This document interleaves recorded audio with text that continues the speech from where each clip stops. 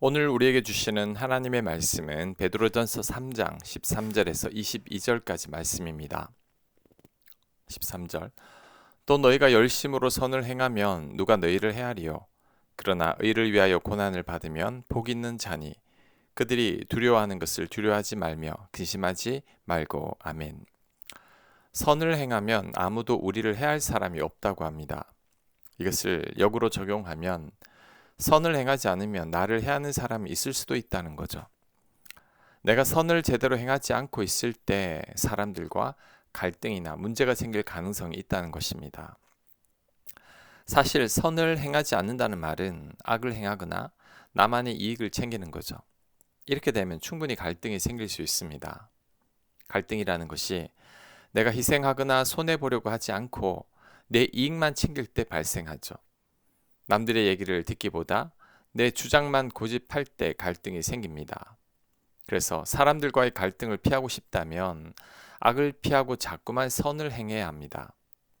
내가 좀 손해를 보고 희생을 하고 양보를 하고 참아야 합니다. 그럴 때 갈등을 피할 수 있습니다. 그 어느 누구도 우리를 뭐라고 할 사람이 없는 거죠. 지금 누구와 자주 갈등을 겪고 있습니까? 그 사람에게 양보했나요? 희생했나요? 내가 손해를 보고 참았나요? 그렇지 않았다면 당연히 갈등이 생길 겁니다. 우리는 그 반대로 행해야 합니다. 열심으로 선을 행해야 합니다. 그럴 때 갈등을 피할 수 있을 것입니다. 또한 살다 보면 내 잘못도 아닌데 나에게 고난이 있을 수 있습니다. 주님 위해 열심히 살았는데 고난이 올 수 있습니다. 이럴 때는 어떻게 대처해야 할까요? 그 고난이 복이 된다는 것을 알아야 합니다.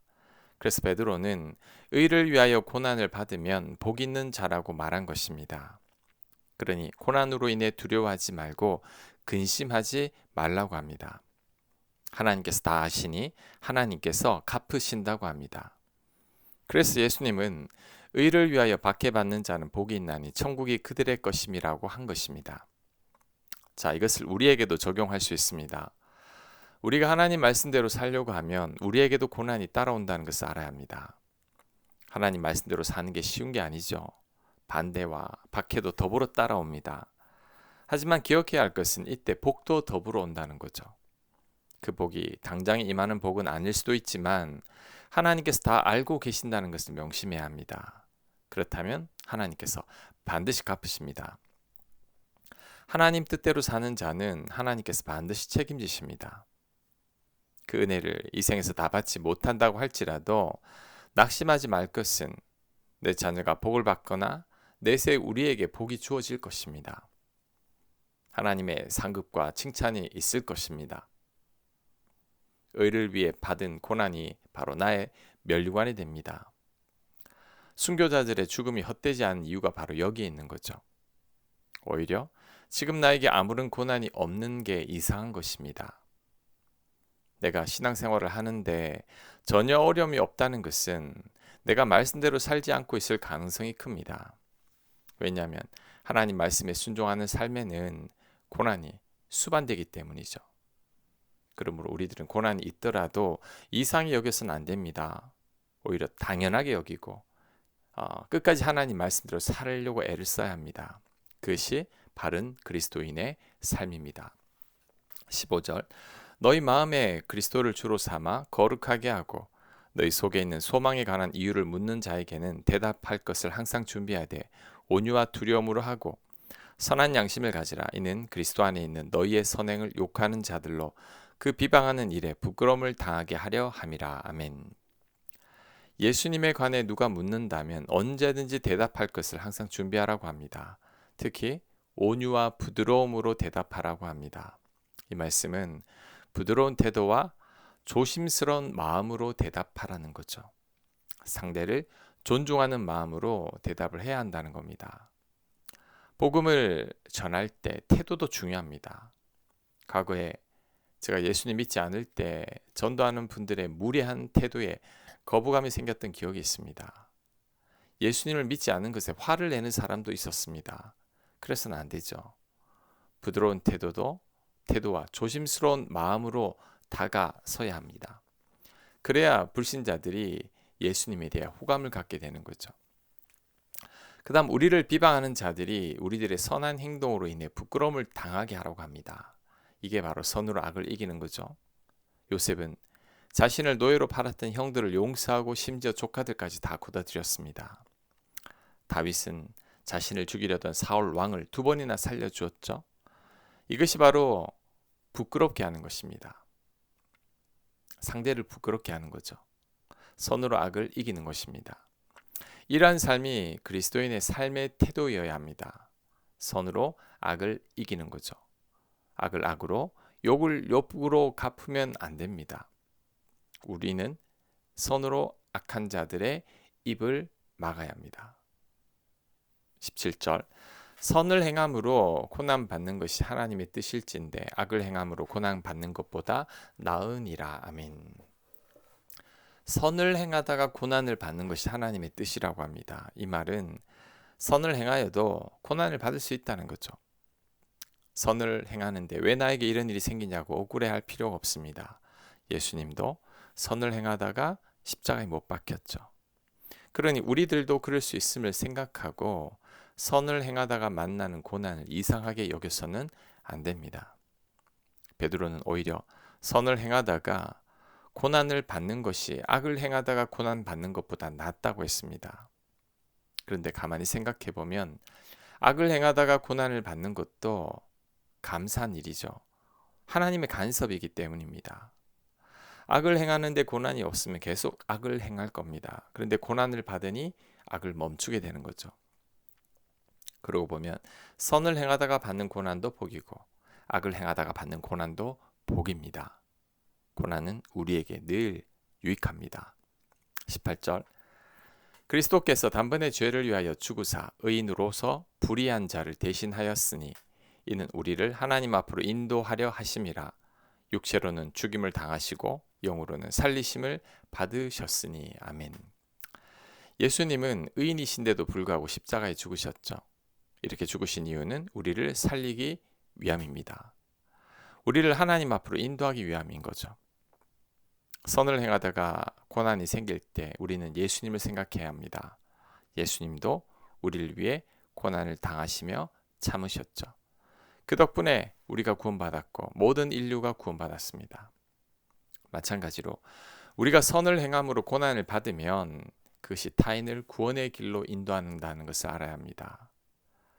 불신자 남편을 위해 아내가 순종하고 참았기에 그것이 남편의 구원을 이끌어낸 거죠. 우리가 선으로 악을 이길 때 불신자들이 우리의 선을 보고 하나님께로 돌아옵니다. 그러니 좀 힘들어도 우리도 예수님처럼 참고 인내하고 사랑하고 그리스도인답게 살아야 합니다. 그런 삶이 가장 확실한 복음 전파입니다. 19절 그가 또한 영으로 가서 옥에 있는 영들에게 선포하시니라. 그들은 전에 노아의 날 방주를 준비할 동안 하나님이 오래 참고 기다리실 때에 복종하지 아니하던 자들이라. 방주에서 물로 말미암아 구원을 얻은 자가 몇 명뿐이니 겨우 8명이라. 아멘. 방금 읽은 구절은 신학적으로 논란이 있는 구절이죠. 예수님이 십자가에서 죽으신 후에 3일간 옥에 있는 영들에게 가서 복음을 전파했다는 겁니다. 특히 이들은 노아의 때에 멸망한 자들이라고 합니다. 이들은 십자가 복음을 한 번도 들어보지 못한 자들이죠. 이들에게도 공평하게 복음을 전했다는 겁니다. 종종 이런 질문을 받습니다. 이순신 장군은 지옥에 갔습니까? 과거의 성인들, 오늘날 크리스찬들보다 더 선하고 이렇게 사신 분들 다 지옥에 있나요? 제 개인적으로는 한 번도 예수님을 들어보지 못한 자들을 지옥에 보내시는 하나님은 아니신 것 같습니다. 우리 하나님은 사랑의 하나님이시기 때문이죠. 나중에 천국 가보면 알게 될 겁니다. 오늘 이 말씀처럼 어려운 말씀은 지나치게 해석하려고 하지 않는 게 좋습니다. 그냥 넘어가는 게 좋습니다. 모르는 것은 모르는 상태로 넘어가야 합니다. 21절 물은 예수 그리스도께서 부활하심으로 말미암아 이제 너희를 구원하는 편이 곧 세례라. 이는 육체에 더러운 것을 제하여 버림이 아니요 하나님을 향한 선한 양심의 강군이라. 그는 하늘에 오르사 하나님 우편에 계시니 천사들과 권세들과 능력들이 그에게 복종하느니라. 아멘. 세례가 우리를 구원하시는 표가 된다고 합니다. 세례가 뭐냐? 예수님을 나의 구주로 고백한 자들에게 하나님의 자녀임을 선포하는 의식이죠. 세례를 받았다는 말은 이제 정말 그리스도인이 되기로 결단을 했다는 겁니다. 그래서 일본인들은 그리스도인이지만 세례를 받을 때 정말 신중하게 받습니다. 세례를 받기로 결심을 했을 때는 정말 그리스도인으로 살기로 결단했다는 거죠. 그래서 세례 받은 후로는 이전과는 완전히 다른 삶을 삽니다. 세례 받은 분들은 정말 제자의 삶을 살죠. 그런데 우리나라는 그렇지 않습니다. 세례를 받으라고 하니까 그냥 받습니다. 세례 받은 후로도 그리스도인으로 살질 않아요. 이전과는 다르게 살지도 않습니다. 이러면 안 되죠. 세례를 받는다는 것은 이제 정말 그리스도인이 되는 것을 의미합니다. 이제는 예수님의 제자로 살아야 합니다. 나는 죽고 내 안에 예수로 살아야 합니다. 그것이 진짜 세례받은 자의 삶이죠. 이왕 믿기로 한 것, 이제는 진짜 그리스도인답게 살아가기를 바랍니다. 어중간하게 믿어서는 안 됩니다. 세상과 하나님 사이에 양다리를 걸쳐서도 안 됩니다.